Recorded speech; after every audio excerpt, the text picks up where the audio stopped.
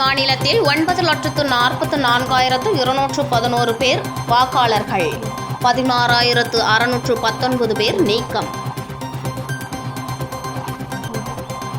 புதுச்சேரியில் விரைவில் 6ஆம் வகுப்பிலிருந்து இலவச டேப், முதலமைச்சர் ரங்கசாமி தகவல்.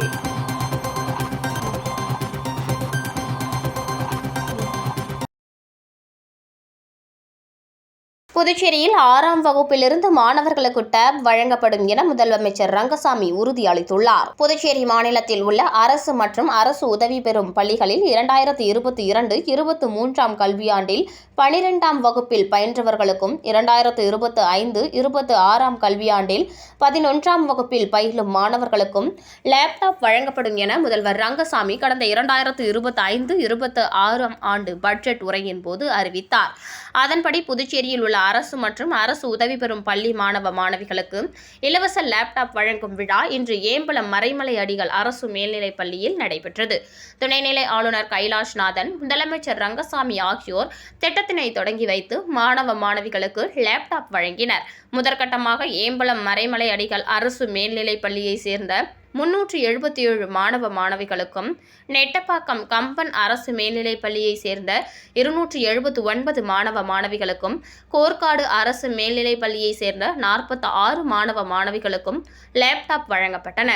2022-23ஆம் கல்வியாண்டில் 12ஆம் வகுப்பு பயின்ற 8,333 மாணவ மாணவியர்கள் மற்றும் 2025-26ஆம் கல்வியாண்டில் 11ஆம் வகுப்பு பயிலும் 7,450 மாணவ மாணவியர் என மொத்தம் புதுச்சேரி யூனியன் பிரதேசத்தில் உள்ள அரசு மற்றும் அரசு உதவி பெறும் பள்ளிகளில் பயிலும் 15,783 மாணவ மாணவியர்களுக்கும் படிப்படியாக வரும் மார்ச் மாதத்திற்குள் வழங்கப்பட உள்ளது.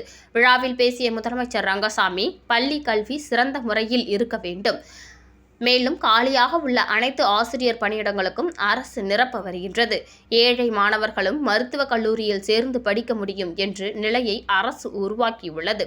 அதற்காக அரசு பள்ளியில் படித்த மாணவர்களுக்கு 10% இடஒதுக்கீடு வழங்கப்பட்டு வருகிறது. இந்த ஆண்டு 37 பேர் மருத்துவக் கல்லூரி சென்று படிக்கின்றனர். பெற்றோருக்கு சிரமம் ஏதுமின்றி செலவின்றி மருத்துவம் படித்து முடிக்கும் நிலையை இந்த அரசு உருவாக்கி இருக்கின்றது. தற்போது மாணவர்கள் புதிய தொழில்நுட்பம் மூலம் அனைத்தையும் தெரிந்து கொள்ளும் வாய்ப்பு உண்டு. மேலும் செல்போன், லேப்டாப் வைத்து பார்ப்பதை பார்த்திருப்போம்.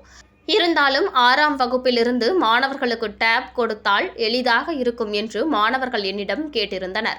துறை செயலர், இயக்குநரிடம் இது பயனுள்ளதாக இருக்குமா என்று நான் கேட்டேன். அவர்களும் பயனுள்ளதாக இருக்கும் என்றனர். எனவே 6ஆம் வகுப்பு படிக்கும் மாணவர்களுக்கு டேப் கொடுக்க வேண்டும் என்ற எண்ணம் இருக்கின்றது. அதற்குரிய நிதியையும் ஒதுக்கி கொடுக்க வேண்டும் என்று கூறியிருந்தேன். இப்போது தேர்தல் வரவுள்ளது. மாணவர்களுக்கு கொடுப்பதற்கான வாய்ப்பு எங்களுக்கு ஏற்படும். அதனால் அதனை நிச்சயமாக கொடுப்போம். அதில் எந்தவித சந்தேகமும் இல்லை என்றார். விழாவில் சபாநாயகர் செல்வம், கல்வி அமைச்சர் நமச்சிவாயம், குடிமைப்பொருள் வழங்கல் துறை அமைச்சர் திருமுருகன், துணை சபாநாயகர் ராஜவேலு, சட்டமன்ற உறுப்பினர்கள் லட்சுமிகாந்தன், பாஸ்கர், வளர்ச்சி ஆணையர் கிருஷ்ணகுமார், உப்பு, பள்ளி கல்வி இயக்குனர் சிவக்குமார் உள்ளிட்டோர் கலந்து கொண்டனர். பள்ளிக்கூடம் 100 விழுக்காடு வெற்றியை கொடுக்குது அப்படின்னு சொல்லும்பொழுது அது கேட்பதற்கு மிகுந்த மகிழ்ச்சியாக இருக்கின்றது. இந்த பள்ளி இப்பொழுது எப்படி வளர்ச்சி அடைந்திருக்கின்றது என்பதை சொன்னாங்க. இந்த அளவு பெரிய திடலோடு ஒரு பெரிய பள்ளியாக இப்பொழுது இந்த பள்ளி திகழ்ந்து கொண்டு இருக்கின்றது. எல்லா வசதியும் உள்ள ஒரு பள்ளியாக இந்த பள்ளிக்கூடம் திகழ்ந்து கொண்டு இருக்கின்றது. அப்போ நீங்கள் பிள்ளைகள்லாம் என்ன பண்ணணும்? நல்லா படிக்கணும். நீங்கள் நல்லா படிக்கணும். கல்லூரியில் சென்று படிக்க வேண்டும். 12 முடித்து கல்லூரிக்கு சென்று நீங்கள் படிக்க வேண்டும். புதுச்சேரி மாநிலத்தில் இறுதி வாக்காளர் பட்டியல் இன்று வெளியிடப்பட்டுள்ளது. அதன்படி 9,44,211 வாக்காளர்கள் இறுதி வாக்காளர் பட்டியலில் இடம்பெற்றுள்ளனர். மேலும் வாக்காளர் பட்டியல் சிறப்பு தீவிர திருத்தப் பணிக்கு பிறகு 42,719 வாக்காளர்கள் புதிதாக சேர்க்கப்பட்டுள்ளனர். 16,619 தகுதியில்லாத வாக்காளர்கள் நீக்கப்பட்டுள்ளனர். புதுச்சேரி மாநிலத்தில் வாக்காளர் பட்டியல் சிறப்பு தீவிர திருத்தப் பணி முடிவடைந்த நிலையில் இறுதி வாக்காளர் பட்டியலை தலைமை தேர்தல் அதிகாரி ஜவஹர் வெளியிட்டுள்ளார். இறுதி வாக்காளர் பட்டியலின்படி புதுச்சேரி மாநிலத்தில் புதுச்சேரி, காரைக்கால், மாஹே, ஏனாம் ஆகிய மொத்தமுள்ள 30 தொகுதிகளில் மொத்தமாக 9,44,211 வாக்காளர்கள் இடம்பெற்றுள்ளனர். இதில் 4,43,595 ஆண் வாக்காளர்களும் 5,477 பெண் வாக்காளர்களும் 139 மூன்றாம் பாலினத்தவர்கள் உள்ளனர். தொகுதி வாரியாக பார்க்கும்போது வெளியனூர் தொகுதியில் அதிக எண்ணிக்கையிலான வாக்காளர்கள் பதிவாகியுள்ளனர். அதே நேரம் ராஜ்பவன் தொகுதியில் குறைந்த எண்ணிக்கையிலான வாக்காளர்கள் உள்ளனர். மேலும் வாக்காளர் பட்டியல் சிறப்பு தீவிர திருத்த பணிக்கு முன்பு புதுச்சேரி மாநிலத்தில் 9,18,111 வாக்காளர்கள் இருந்த நிலையில் வாக்காளர் பட்டியல் சிறப்பு தீவிர திருத்த பணி முடிவடைந்த பிறகு 42,719 தகுதி வாய்ந்த வாக்காளர்கள் சேர்க்கப்பட்டுள்ளனர். 16,619 தகுதியில்லாத வாக்காளர்கள் நீக்கப்பட்டுள்ளனர். அனைவருக்கும் வணக்கம். இன்று நமது பாண்டிச்சேரி மாவட்டத்தில் சிறப்பு தீவிர திருத்தத்துடைய இறுதி வாக்காளர் பட்டியல் வெளியிடக்கூடிய நிகழ்வு நடைபெற்று கொண்டிருக்கிறது. நம்ம சிறப்பு தீவிர திருத்தம் 27/10/2025 அன்று ஆரம்பித்தது. இன்றைக்கு 14/2/2026 அன்று வந்து இறுதி வாக்காளர் பட்டியல் வெளியிடப்படுது. இந்த சிறப்பு தீவிர திருத்தத்துடைய தகுதி நாளா 1/1/2026 ஜனவரி 1ஆம் தேதி தகுதி நாளா நிர்ணயித்து இந்த தீவிர திருத்த பணி நடைபெற்று கொண்டிருக்கிறது. இந்த தீவிர திருத்த பணியுடைய முக்கிய அம்சம் என்னன்னு பார்த்தீங்கன்னா 100% பிசிக்கல் வெரிஃபிகேஷன். நம்மளுடைய வாக்குச்சாவடி நிலைய அலுவலர்கள் அனைத்து வாக்காளர்கள் வீடுகளுக்கும் சென்று அந்த ரோலை சரி பார்த்தாங்க. அதான் இதனுடைய சிறப்பான முக்கிய அம்சம். நம்மளுடைய வரைவு வாக்காளர் பட்டியல் 16/12/2025 அன்று வெளியிடப்பட்டது. அன்று வெளியிடப்பட்ட வரைவு வாக்காளர் பட்டியலில் புதுவை மாவட்டத்தில் ஆண் வாக்காளர்கள் 3,60,396 பேரும், பெண் வாக்காளர்கள் 4,57,028 பேரும், மூன்றாம் பாலின வாக்காளர்கள் 120 பேரும், மொத்தமாக 7,66,244 பேர் இருந்தாங்க. இந்த அதுக்கு முன்னாடி அதாவது இருந்த வாக்காளர் பட்டியலோட கிட்டத்தட்ட 85,530 பேர் அந்த வரைவு வாக்காளர் பட்டியலில் இடம்பெறவில்லை. வரைவு வாக்காளர் பட்டியல் முடிஞ்சதுக்கு அப்புறம் நம்மளுடைய கிளைம்ஸ் அண்ட் அப்ஜெக்ஷன் பீரியட் ஆரம்பிச்சது. இந்த கிளைம்ஸ் அண்ட் அப்ஜெக்ஷன் பீரியட் 16/12/2025 ஆரம்பிச்சு 19/1/2026 வரைக்கும் போச்சு. இந்த கிளைம்ஸ் அண்ட் அப்ஜெக்ஷன் ஐஏ மற்றும் ஏடி தென்மண்டலம் கிரிக்கெட் போட்டி 2025-26 இறுதிப் போட்டி மற்றும் நிறைவு விழாவை தமிழ்நாடு மற்றும் புதுச்சேரி முதன்மை கணக்காயர் அலுவலகம் புதுச்சேரி துத்திப்பட்டில் உள்ள CAP சீகம் மைதானத்தில் சிறப்பாக நடத்தி நிறைவேற்றியது. இதில் புதுச்சேரி துணைநிலை ஆளுநர் கைலாஷ்நாதன் சிறப்பு விருந்தினராக கலந்து கொண்டு விழாவை சிறப்பித்தார். தமிழ்நாடு மற்றும் புதுச்சேரி முதன்மை கணக்காயர் திருப்பதி வெங்கடசாமி IAS விழாவுக்கு தலைமை தாங்கினார். விழா தேசிய கீதம் மற்றும் தமிழ்தாய் வாழ்த்து பாடலுடன் தொடங்கியது. அதனைத் தொடர்ந்து மூத்த துணை கணக்காயர் சுகேந்திரன் IAS வரவேற்புரை நிகழ்த்தினார். சிறப்பு விருந்தினர்கள் மற்றும் உயர் அதிகாரிகள் உரையாற்றி தென்மண்டலத்திலிருந்து பங்கேற்ற அணிகள் வெளிப்படுத்திய விளையாட்டு மனப்பான்மை, குழு ஒற்றுமை மற்றும் கட்டுப்பாடு ஆகியவற்றை பாராட்டினார். 4 அணிகளிலிருந்து AG தமிழ்நாடு மற்றும் AG Andhra Pradesh and Telangana அணிகளை முந்தி AG கர்நாடகா மற்றும் AG கேரளா அணிகள் இறுதிப் போட்டிக்கு தகுதி பெற்றன. பரபரப்பான இறுதிப் போட்டியில் AG கர்நாடகா அணி சாம்பியன் கோப்பையை கைப்பற்றியது. போட்டிக்கான பங்களிப்பை மதிப்பீடு செய்து CAG வீரர்கள், அதிகாரிகள், நடுவர்கள் மற்றும் மூத்த கிரிக்கெட் வீரர்கள் விழாவில் பாராட்டி கௌரவிக்கப்பட்டனர். சிறப்பு விருந்தினர்கள் மற்றும் உயர் அதிகாரிகள் முன்னிலையில் பரிசளிப்பு விழா நடைபெற்றது. இதில் வெற்றி பெற்ற அணிகளுக்கும் சிறப்பாக விளையாடிய வீரர்களுக்கும் கோப்பைகள் மற்றும் விருதுகள் வழங்கப்பட்டன. இந்த போட்டி தென்மண்டல IAD அலுவலகங்களுக்கு இடையே உற்சாகமான பங்கேற்பையும் நட்புறவையும் விளையாட்டு ஒழுக்கத்தையும் வளர்த்தது. விழா நன்றி தெரிவிக்கும் உரையுடன் மற்றும் தேசிய கீதத்துடன் நிறைவடைந்தது. All of you, please give me a big round of applause.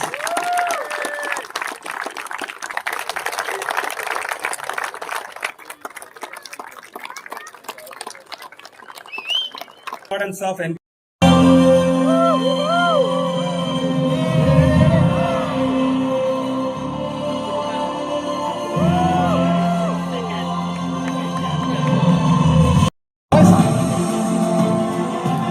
கொஞ்சம்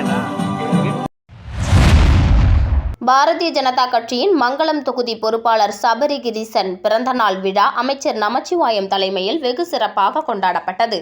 புதுச்சேரி மாநிலம் மங்களம் சட்டமன்ற தொகுதிக்கு உட்பட்ட மணக்குப்பம் பகுதியில் மங்களம் தொகுதி தலைவர் சபரி கிரீசன் பிறந்தநாள் விழா வெகு சிறப்பான முறையில் கொண்டாடப்பட்டது.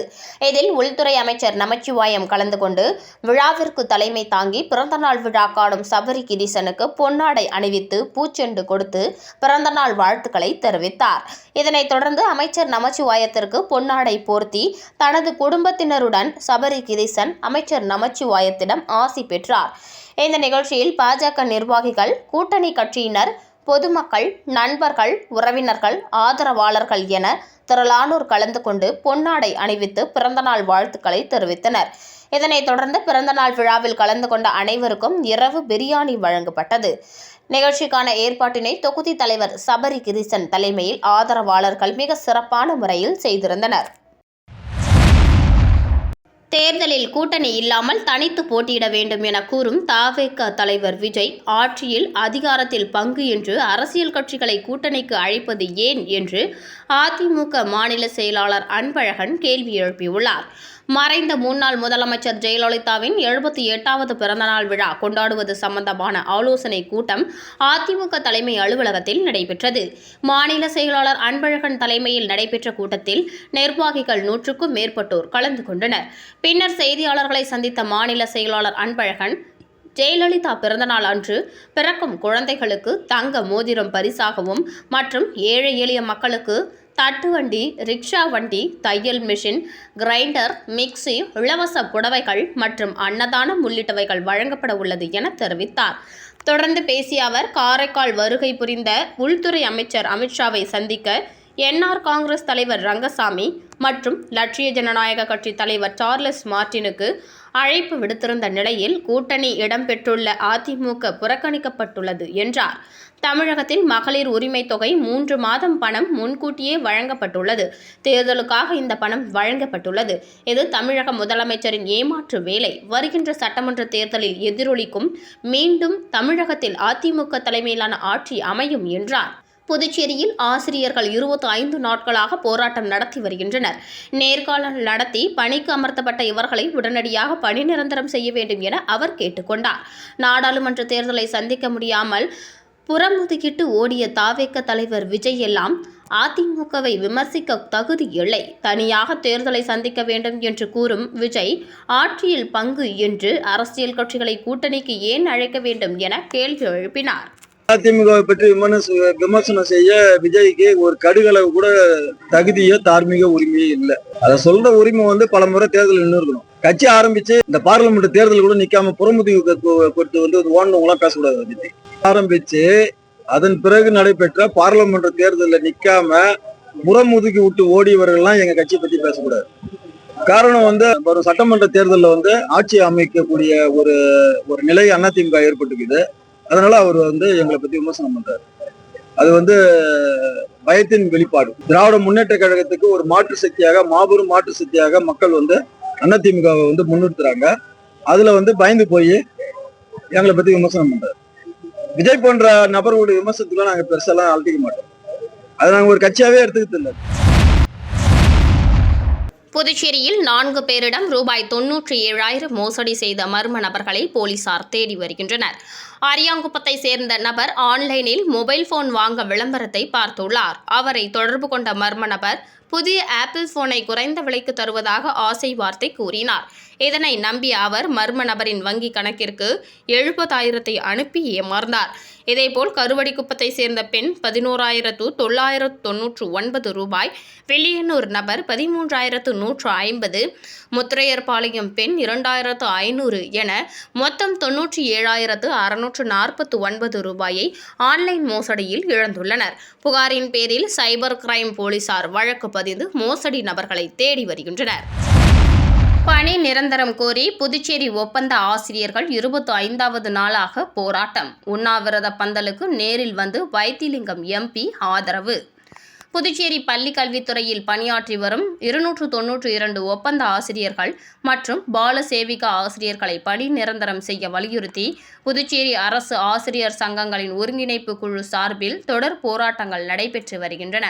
கடந்த ஜனவரி 21ஆம் தேதி தொடங்கிய இந்த போராட்டம் இன்று 25வது நாளை எட்டியுள்ளது. இதன் ஒரு பகுதியாக அண்ணா சிலை அருகே கடந்த 13ஆம் தேதி முதல் நடைபெற்று வரும் 2 நாள் தொடர் உண்ணாவிரத போராட்டம் இன்று 2வது நாளை எட்டியது. இதில் 200க்கும் மேற்பட்ட ஒப்பந்த ஆசிரியர்கள் பங்கேற்றுள்ளனர். இந்த உண்ணாவிரத போராட்டத்திற்கு ஆதரவு தெரிவிக்க நாடாளுமன்ற உறுப்பினர் வைத்திலிங்கம் MP இன்று நேரில் வருகை தந்தார். போராட்ட களத்தில் ஆசிரியர்களிடையே பேசிய அவர் கூறியதாவது: ஆசிரியர்களின் கோரிக்கை மிகவும் நியாயமானது.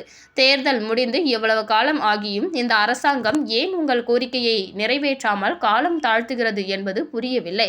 உங்கள் மீது ஏதோ ஒரு கோபத்தை அரசாங்கம் திணிக்கிறது. பணி நிரந்தரம் வழங்காவிட்டாலும் பரவாயில்லை. போராடும் ஆசிரியர்களை அழைத்து ஒரு பேச்சுவார்த்தை கூட நடத்தாமல் இருப்பது எந்த விதத்தில் நியாயம்? தற்காலிக தீர்வு, நிரந்தர தீர்வு என இரண்டையும் பிரித்து பார்த்து சரியாக செய்ய வேண்டும். தயவு செய்து ஆசிரியர்களை அழைத்து அரசு உடனடியாக பேச்சுவார்த்தை நடத்த வேண்டும் என்று நான் கோரிக்கை வைக்கிறேன். முன்னதாக இப்போராட்டத்திற்கு ஆதரவாக புதுவை அரசு ஊழியர் சங்கங்களின் தலைவர் பாலகுமார், தலைமை ஆசிரியர் சங்க தலைவர் சிரில் நிக்கோலஸ், தொடக்கப்பள்ளி தலைமை ஆசிரியர் சங்க தலைவர் பொற்செழியன் உட்பட பல்வேறு சங்க நிர்வாகிகள் வாழ்த்தி பேசினர். அரசாங்கம் உரிய நடவடிக்கை எடுக்கும் வரை தங்களது அறப்போராட்டம் ஓயாது என ஆசிரியர்கள் தரப்பில் தெரிவிக்கப்பட்டுள்ளது. உங்களை இந்த இடத்துல பார்க்கறதுக்கு ரொம்ப கஷ்டமா இருக்கு. ஏன் இந்த அரசாங்கம் இந்த மாதிரி ஒரு கொடூரமான ஒரு முடிவை எடுத்திருக்காங்கன்னு தெரியல. பல தடவை உங்களுக்கு பணி நீடிப்பு கொடுக்குற, எக்ஸ்டெண்ட் பண்ணி கொடுக்குற, ரெகுலர் பண்ற வந்துடும், எங்களுடைய பணி நீடிப்பு கிடைக்காது, எலெக்ஷன் முடிஞ்சதெல்லாம் திருப்பி கொடுப்பீங்களோ கொடுக்க மாட்டீங்களோ, முதல்ல எங்களுக்கு பணி நீடிப்பு கொடுங்க. நிதிசார் கல்வி அறிவு வாரத்தை முன்னிட்டு மாநில அளவிலான வங்கியாளர் கூட்டமைப்பு சார்பில் விழிப்புணர்வு நடைப்பயணம் நடைபெற்றது. இந்திய ரிசர்வ் வங்கி சார்பில் பொதுமக்களிடம் நிதி விழிப்புணர்வை அதிகரித்து பாதுகாப்பான வங்கி சேவைகளை பயன்படுத்த வலியுறுத்தி நிதிசார் கல்வி அறிவு வாரம் கடந்த 9ஆம் தேதி முதல் நேற்று வரை கடைபிடிக்கப்பட்டது. இதையொட்டி மாநில அளவிலான வங்கியாளர் கூட்டமைப்பு சார்பில் விழிப்புணர்வு நடைப்பயணம் கடற்கரை சாலை காந்தி சிலையில் துவங்கியது. கூட்டமைப்பு ஒருங்கிணைப்பாளர் வெங்கட சுப்பிரமணியன் தலைமை தாங்கினார். இந்தியன் வங்கி உதவி பொது மேலாளர் சுப்பிரமணியன், இந்தியன் ஓவர்சீஸ் வங்கி துணை பொது மேலாளர் ரவிசங்கர் சாகு, கிராம வங்கி தலைவர் ரத்னவேல், முன்னோடி வங்கி மேலாளர் சதீஷ்குமார் உட்பட பலர் பங்கேற்றனர்.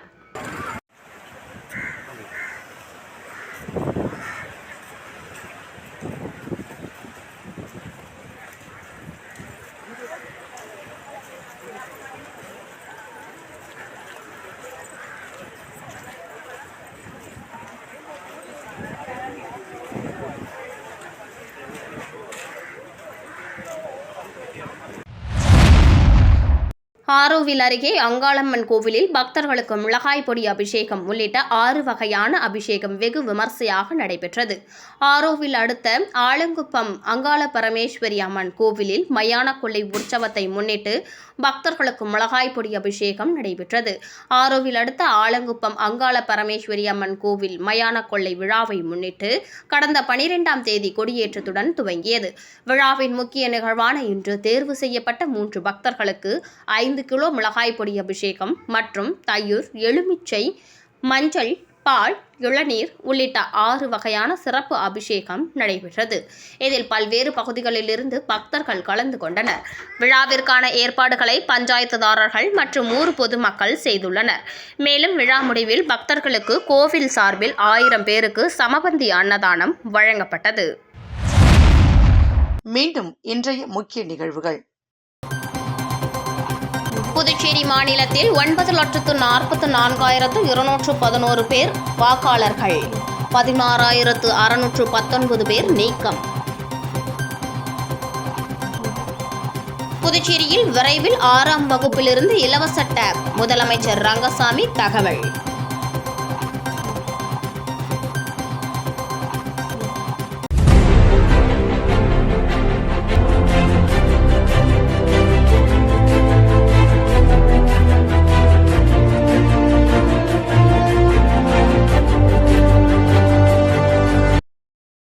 செய்திகளை உடனுக்குடன் தெரிந்து கொள்ள ஆஸ்கார் யூடியூப் சேனலை சப்ஸ்கிரைப் செய்யவும்.